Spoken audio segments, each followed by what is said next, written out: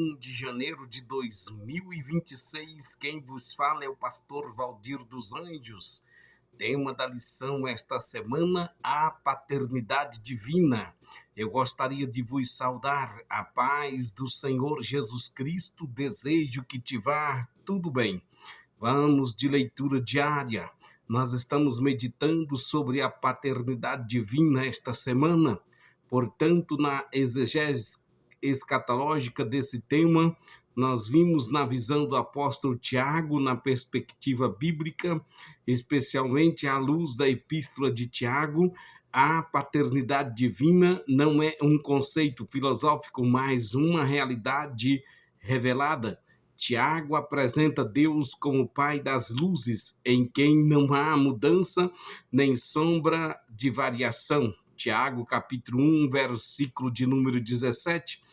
Ele é o gerador da vida espiritual, aquele que pela sua própria vontade nos gerou pela palavra da verdade, como está no versículo de número 18 do capítulo 1 da epístola de apóstolo Tiago. Escatologicamente, Tiago aponta para uma paternidade que não apenas inicia a fé, mas sustenta o povo de Deus até a consumação, formando filhos maduros, perseverantes em meio às provações dos últimos dias. Assim, a paternidade divina é a base da nossa identidade, da nossa esperança futura, da nossa responsabilidade presente. Vejamos, crer na paternidade de Deus nos chama a viver como filhos perseverantes, refletindo o caráter do Pai, enquanto aguardamos a plena manifestação do reino. Ouve esta palavra, alimenta a sua alma, fortalece o teu espírito. Deus te abençoe.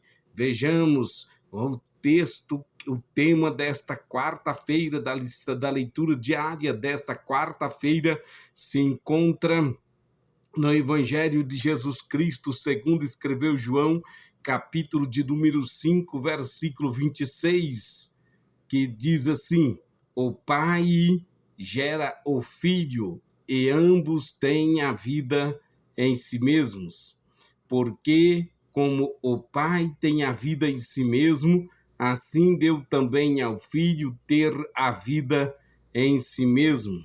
O texto do Evangelho, segundo escreveu João, capítulo 5, versículo 26, nos conduz ao coração da revelação cristã. A fonte da vida está no Pai, e essa vida é plenamente compartilhada com o Filho. Jesus não fala aqui de uma vida recebida no tempo, mas de uma vida eterna, autoexistente, que revela sua plena divindade e sua unidade com o Pai. Esta verdade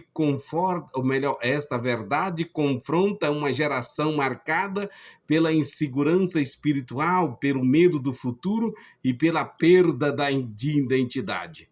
Portanto, vejamos, quem entende de onde vem a vida jamais viverá refém do medo da morte.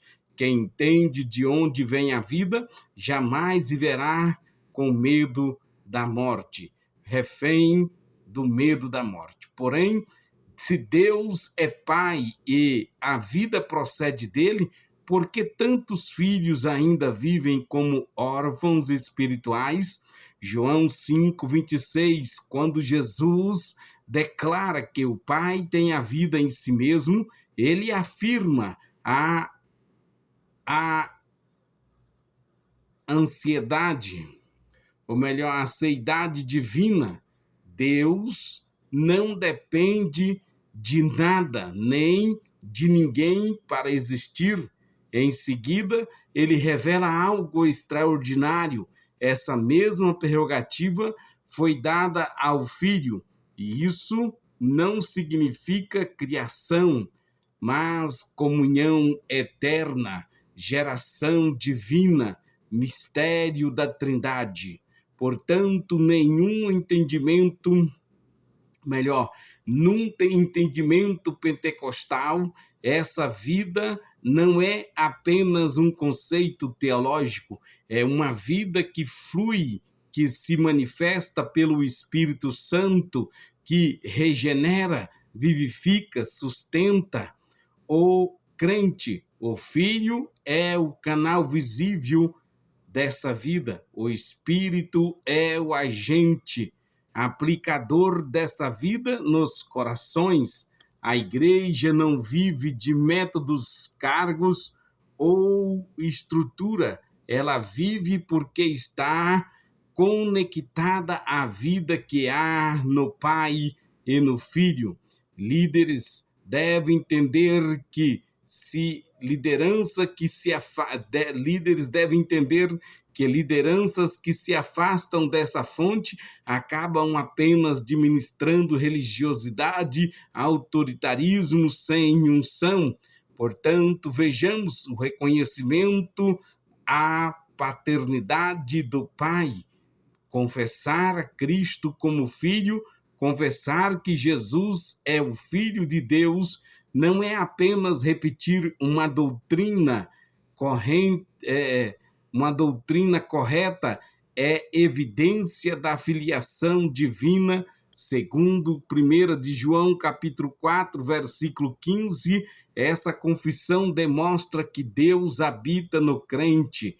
Em Romanos, capítulo de número 10, versículo 9 e 10, reforça que essa confissão é pública, viva e transformadora.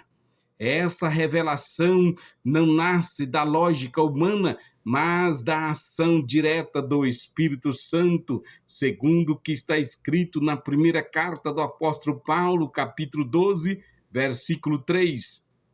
É por isso que negar o Filho é negar o próprio Pai, como está escrito em 1 de João, capítulo 2, versículo 23. Não há paternidade sem o Filho, nem acesso ao Pai fora de Cristo. João 14, versículo 6, Jesus é o caminho, a verdade e a vida. Portanto, vejamos, em um mundo que relativiza Jesus, a igreja é chamada. Em um mundo que relativiza Jesus, a igreja é chamada a confessá-lo com ousadia, não apenas com palavra, mas com uma vida que manifesta essa filiação, a perfeição do amor do Pai. Vejamos, Deus não apenas tem amor, ele é amor, como está em 1 de João, capítulo 4, versículo 16. Esse amor se revelou de forma sacrificial ao enviar o Filho. João 3,16. Fomos adotados, aceitos e selados como filhos legítimos. Na primeira epístola de João, capítulo 3, versículo 1, nada pode nos separar desse amor, como está escrito na carta do apóstolo Paulo aos Romanos, capítulo de número 8, versículo 38 e 39. Ele é pessoal, direcionado, íntimo. É esse amor que gera segurança espiritual, lança fora o medo e nos sustenta até o fim. Ouve esta palavra, alimenta a sua alma, fortalece o teu espírito. Seja abençoado em nome do Senhor Jesus Cristo. Compartilhe esta palavra, se esse link, se esse áudio, se esse vídeo chegou até você, porque você foi um dos 8 bilhões de pessoas escolhidas por Deus para ouvir esta mensagem. Então seja abençoado, seja tocado, seja curado, seja liberto, seja um instrumento de bênção. Mande esta mensagem para alguém, pois Deus está falando. Em nome do Senhor Jesus Cristo, acessa nossos canais aí, Pastor Valdir dos Anjos, deixe o seu like, comenta, se inscreve, compartilhe, seja abençoado em nome do Senhor Jesus Cristo. Veja bem, já estamos caminhando para o final, portanto, crentes que compreendem este amor, vive com confiança, lidera com compaixão e enfrenta o mundo sem temor. Já estamos caminhando para o final. A paternidade de Deus é revelada no envio do Filho e na concessão do Espírito, confirmando nossa filiação e aperfeiçoando-nos no amor. Reconhecer que o Pai e o Filho têm a vida em si mesmo nos leva a uma fé firme, madura e cheia de esperança. Vejamos, se somos filhos de um Pai eterno, porque ainda permitimos que o medo